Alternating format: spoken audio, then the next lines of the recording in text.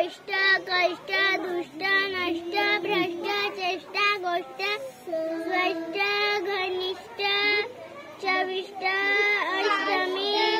संतुष्ट संकष्ट कोष्टक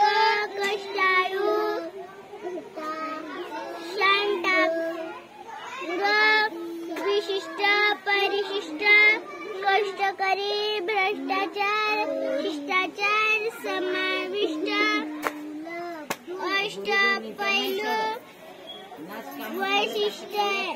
वैशिष्ट्ये धष्टपुष्ट